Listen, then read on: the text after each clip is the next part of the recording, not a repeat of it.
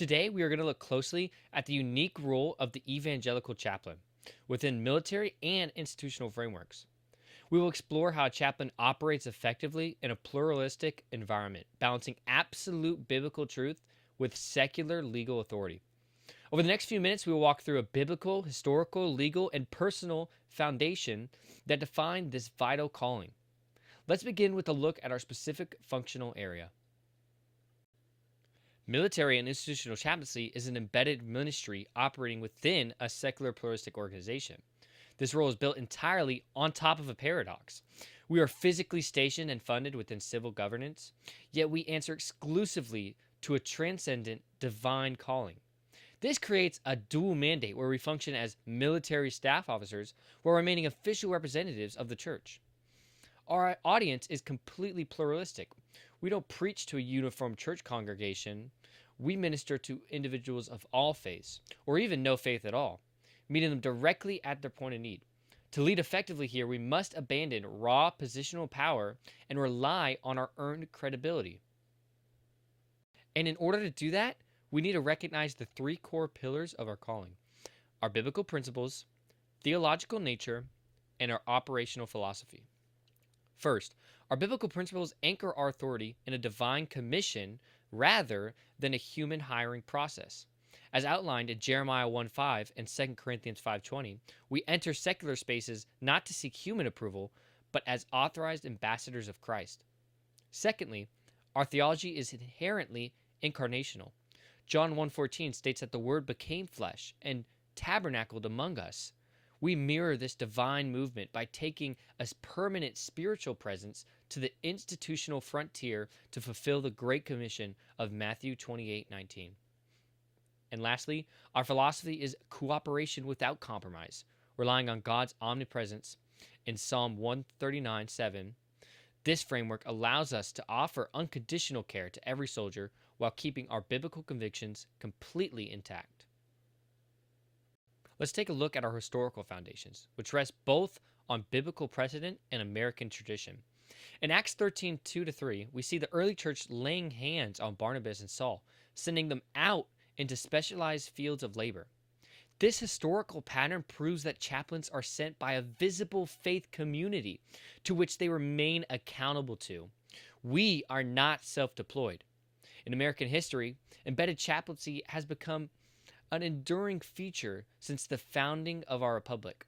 Rather than separating faith from public service, Congress has a long history of providing statutory accommodations for religion, which are protected today within the UCMJ.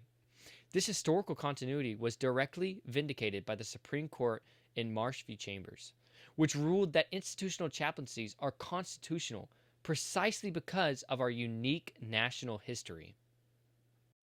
Which leads us directly into our legal authority, which is anchored firmly in the First Amendment. While the Establishment and Free Exercise clauses operate in tension, a unique window opens up when the government removes personnel from their home communities. The state then has a constitutional duty to prevent a spiritual vacuum and guarantee the free exercise of religion.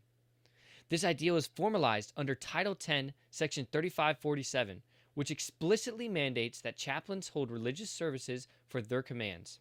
Furthermore, federal case law like Katkoff v. Marsh protects this system from legal challenges.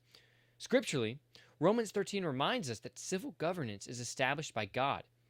These laws serve as a providential shield, legally empowering us to preach biblical truth without secular hindrance. Now, on the contrary, let's talk about our religious authority, which stands in stark contrast to secular power. While the state gives us a physical access, our true authority is received from above through a sovereign, divine call. As Christ states in John 15:16, "You did not choose me, but I chose you." This divine mandate shifts our priority away from winning human approval toward pleasing God alone. Scripturally, we are ambassadors for Christ under 2 Corinthians 5:20 and a royal priesthood under 1 Peter 2:9, actively representing a heavenly kingdom within a secular culture. And finally, following Matthew 20:25-28, our authority is never demanded by rank.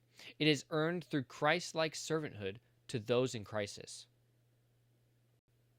which leads us into our religious identity, which is structurally preserved through the mechanism of the ecclesiastical endorser. Because secular state officials cannot legally or theologically determine religious fitness, the institution relies entirely on independent faith communities to certify qualified ministers. Following the biblical pattern of Acts 13:2-3, we are formally sent out by a visible church community to which we remain spiritually accountable to. This vital endorsement safeguards our right to practice our faith and serve according to our conscience. It ensures that we can navigate pluralistic climates and resist institutional pressures to dilute our distinctive biblical theology into a vague, generic spirituality. So let's talk about chaplain leadership, which operates on credibility rather than positional power. In a pluralistic military framework, authority must be earned and negotiated with an audience that may not share our faith. This leadership is anchored in the 4 C's model: a divine calling, uncompromised character, professional competence, and intentional connection. We operationalize this through servant leadership following Mark 10:45 by putting others' needs first, and relational leadership under the 1 Thessalonians 2:8 by investing our real lives to build relational equity. Finally, we use transformational leadership mirroring Romans 12:2 to challenge apathy and drive positive moral growth across the entire unit. Practical pastoral care and skills in an intense operational environment requires something that is called the ministry of presence, where the chaplain physically shares the daily realities and hardships of their unit, earning the ethical right to offer care. To serve a pluralistic military audience effectively, we practice cooperation without compromise, serving everyone unconditionally without abandoning our own theological boundaries.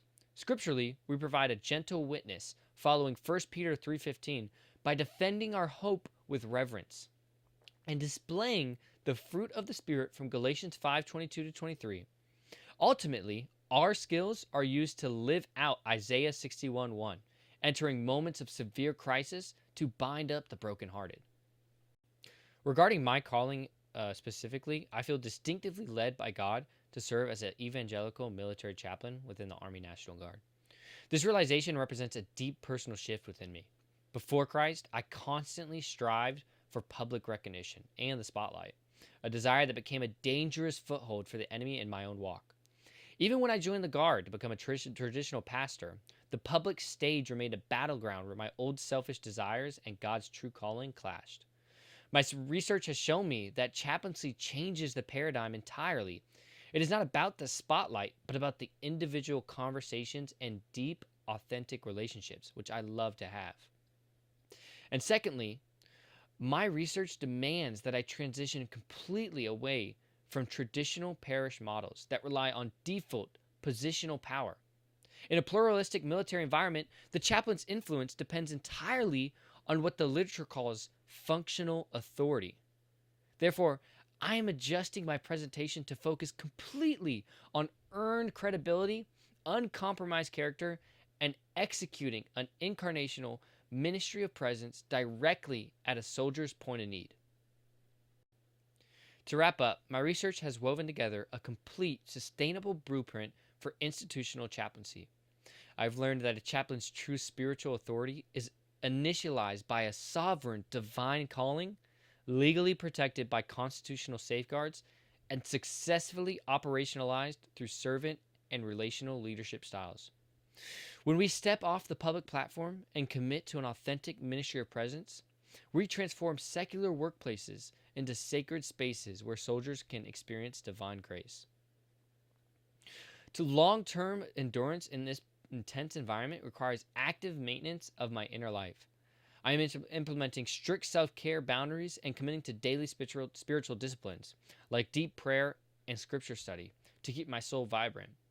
Professionally and structurally, my immediate next steps are to pursue rigorous peer accountability, which will be easy when I come back to Liberty in the fall, leaning into intentional mentorship and align closely with my ecclesiastical endorser as I navigate my upcoming military commissioning boards with a fully surrendered servant's heart.